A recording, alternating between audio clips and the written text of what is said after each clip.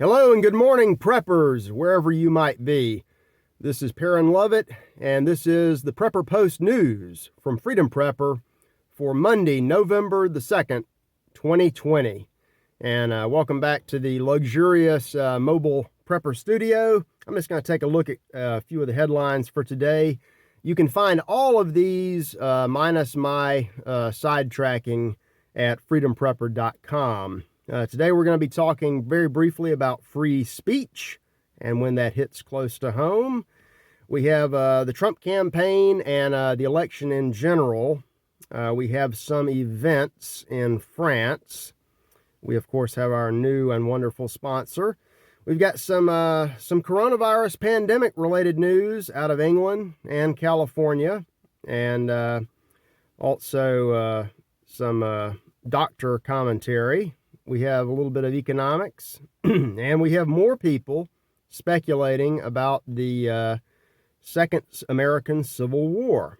So let's take a few of these. Again, freedomprepper.com. You find all the stories without me not looking at the camera when I'm trying to look at the camera and babbling and drinking coffee.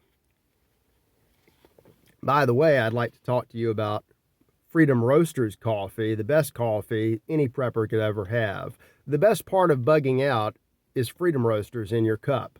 Now, I don't yet have a Freedom Roasters coffee mug, but I made my own. See, it's Freedom. It's not really free. The name is free. There is a nominal price that will be involved, and it's good enough. I mean, you know, like the cup I had to make. All right, free speech. So last week, last Monday's Prepper Post, which was another robot reading, we got the message, no more Preppertron 9000. Of course, after a week of hearing me babble this stuff out, you'll all be like, "Yeah, bring back the robot."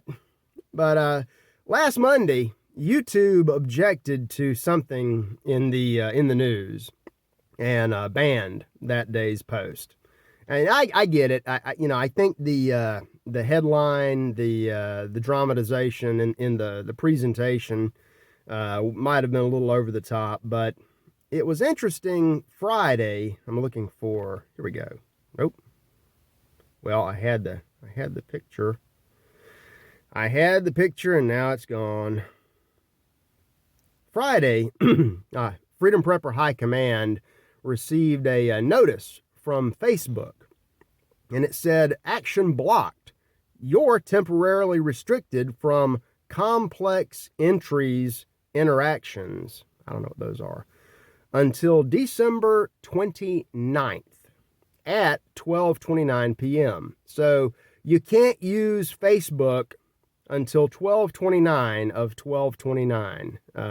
There has to be some rhyme or reason to that, but there was no explanation given. Now, I'm not on Facebook or any other social media. I don't really know what goes on there. I tend to be down on the socials. I understand if you're on there because it's convenient, and I get it. But just be careful. But isn't it interesting that for so many years we were told about free speech, free speech? If you talk to the average liberal in a law school, the First Amendment would be sometimes the only part of the Constitution that they understood, the freedom of speech and the freedom of the press. And yet, when it comes to offending their sensibilities, whatever those are, and they don't tell you, they don't mind clamping down on your speech. And they'll say things like, "Well, we're not Congress. The First Amendment says Congress." It talks about the government taking away your free speech. And Facebook is a private corporation. Facebook is a corporation. Facebook and Twitter, all of these corporations are government-created entities.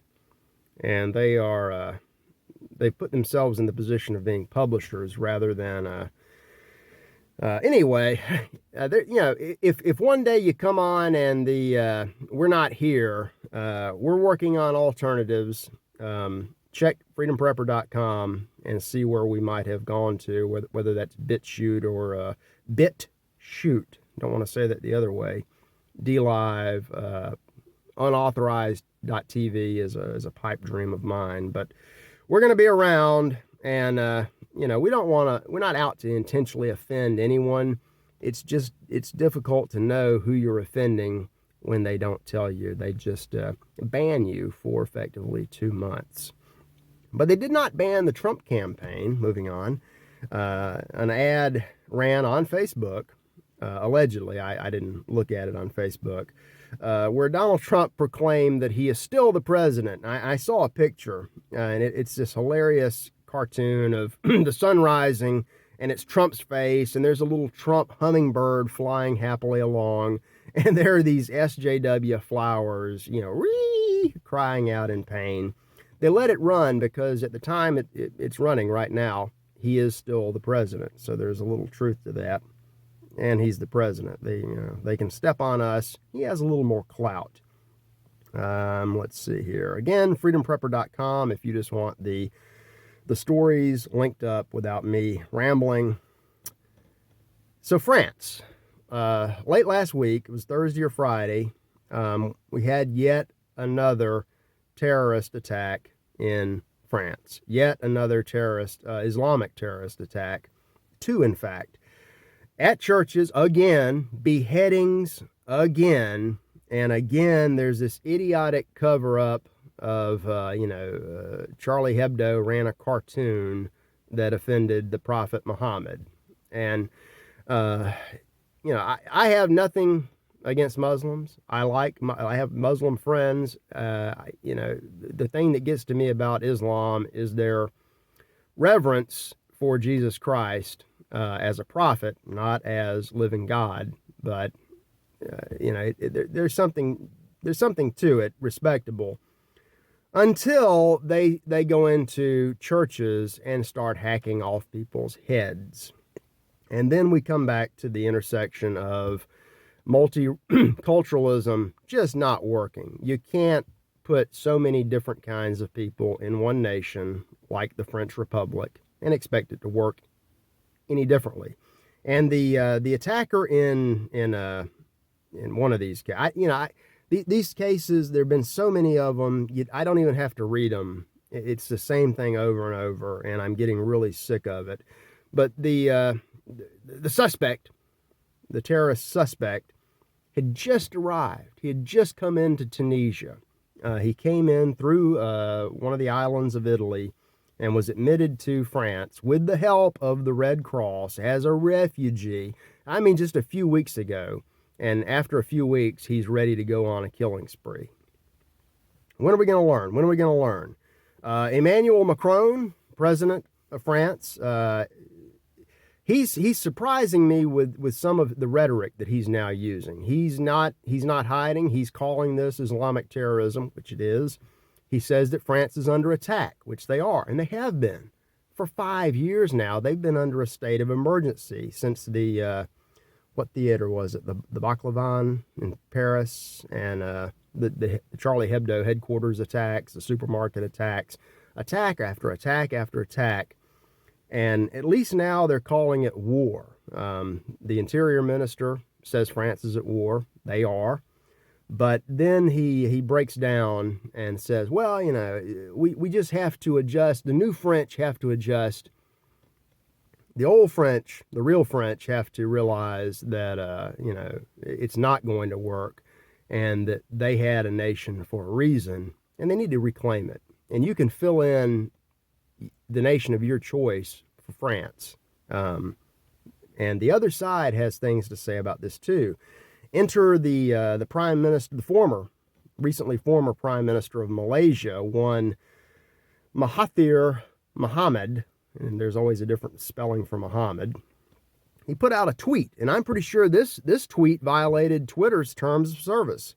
He said Muslims have a right to be angry, and they have a right to kill millions of French people for the massacres of the past.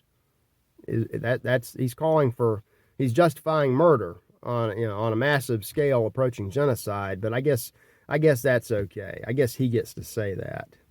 Other people are going to have things to say too very soon. Look for that to really heat up, and I could go on and on about this. This plays into the entire war in the West. But we have other types of warfare going on, especially in this most insane year. In England, we've got reports of a different kind of terrorism. The police. This is from the Daily Mail. Again, all of these stories are linked at fp.com. The police are threatening to come into your home at Christmas and break up your Christmas dinner and arrest you and your family members for gathering in defiance of all these lockdown bans. You know, and I would ask Prime Minister Mohammed, okay, do Christians have a right to be angry? I don't want to get banned. Ignore that question. I'll strike that from the record. But back to the censorship. Glenn Greenwald was one of the founders, the real founder of The Intercept, which is an alternative media source that's not afraid to break real news stories.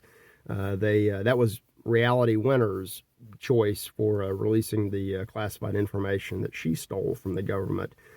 But he's out. He resigned from his own organization because he couldn't stand the social justice warrioring, and he's a liberal.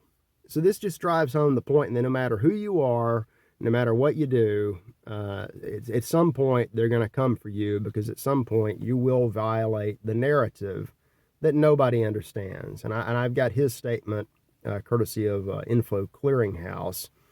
I've also got a statement about 62 pages worth from Dr. Peter Bregand, who is a psychiatrist in Pennsylvania or New York. He's great. He is the one that rails against all these psychotropic drugs that we give to people with psychosis that are guaranteed to continue their psychosis. And he looks into the psychosis of a certain infectious disease doctor and his interactions with other governments and big pharma. And that's a report that you need to see. Take a look. It's a big link, but it's worth the read. Also worth the read is anything that is said by or about the Federal Reserve. Now, in this most insane year, when the federal government has spent about $7 trillion and is probably on their way to spending $9 or $10 trillion, the Federal Reserve spending tens of trillions more, for what? I guess to make bankers richer. Now, because we can't get another stimulus bill passed. With V-shaped recovery, remember that? V-shape, everything's going to be fine. We just got to keep pumping out more and more fake money. And if Congress doesn't do that, then the Federal Reserve may be out of tricks. Just what a recovery, right? I got a story from CNBC. And the Civil War. Vice ran an article very similar to what I've been saying. More speculation about the inevitable unraveling of the United States and its empire. It's not going to look, they agree with me, it's not going to look like what happened in the 1860s, except that it's going to be bad. And what else did they say? All right, well, we've covered that enough. The election, we've got an election coming. This week, tomorrow, actually. And I think something like 85 million Americans have already voted, which I believe is more than have ever voted early in history. I'm still, and I put up a link to my election prediction map of the Electoral College. And I'm still thinking Trump wins by something like 316 to 325 electoral votes. He only needs 270. I also put up the link to the maps that you can manipulate and play with on your own. Why do I think this? Well, I said 5 years ago, as soon as I heard he was running, and this is not an endorsement, it's just observation, I said he's a two-term president. The reasons at this point are different than they were then, and they don't really matter. But if you look at the media and the behavior of the two campaigns, it's kind of clear to see. I've got a screenshot from the Drudge Report, which it's not your imagination. Drudge has taken a relatively hard left turn lately. And this was from, I think, Friday or Saturday. Long-faced Trump, he's pondering defeat. The whole staff is what are they going to do after the fact? Is he going to contest the results? His odds are fading. and they've got a list of all the polls. Now, something interesting came out of the Hunter Biden laptop revelation, and I have stayed away from that. There's no need to touch a dumpster fire that you don't need to. But one of your major Republican pollsters and political consultants was emailing the Biden family and admitted to throwing polls and throwing debate coverage. Even when the Republicans were the paying clients, they still voted for the Democrats. And that tells you all you need to know. All these polls are fake, and they keep getting more and more fake. You know, about a month ago, they started, well, Biden is ahead by 8 points, 12 points, 20 points, 97% chance of winning, 99% chance of winning. Biden has already won. He's in his second term already. They keep going and going. They're trying to convince themselves as much as they are you.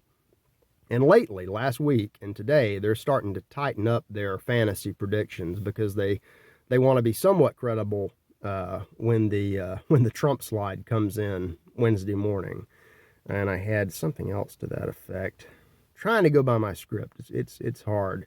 Work in progress, all of this. These videos are an adjustment for everybody. And I think we're doing just a fantastic job. Hope you do too.